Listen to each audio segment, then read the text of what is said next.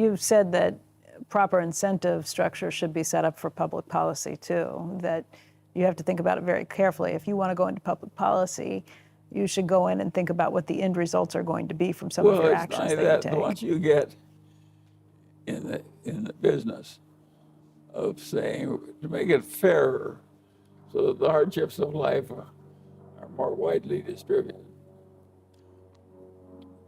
You can call it fairer, or you can call it more generous.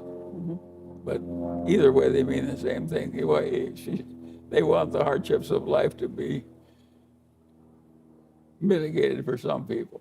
That means other people can sell things to the government that they use in helping unfortunate people. And people have a different idea about the government. They think it's mildly cheating the government's all right. It's a big, dumb bureaucracy. They're engaged in manipulating us so they can live well. Of course, we can finagle a little so we can live well. And therefore, it's okay to cheat the government. And the cheating of the government is so extreme.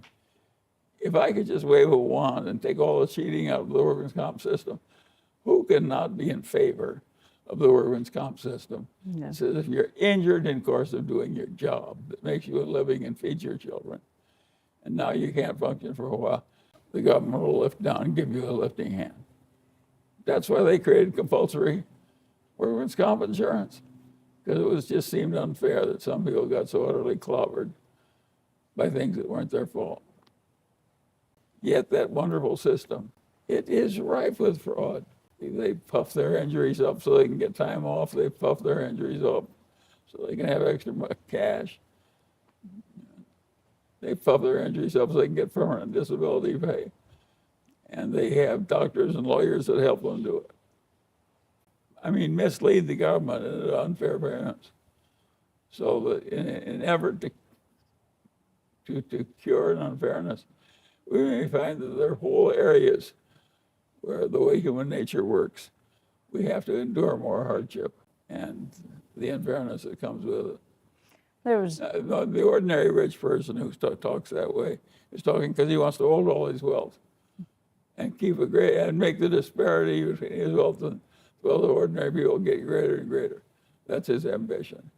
But it doesn't work that he gets what he wants. The ordinary outcome for the well-to-do families is they go back to the mean. If you looked at somebody as rich as the Rockefellers, and that was really rich by the standards of ordinary human beings, even the Rockefellers will eventually go back to the mean. Pretty close anyway. It just happens. There's a lot of misfortune out there, that both fiscal and other kinds, and it takes you down one after another. Henry Ford and John D. Rockefeller were the richest people in the world when you were born in 1924. Today it's Elon Musk.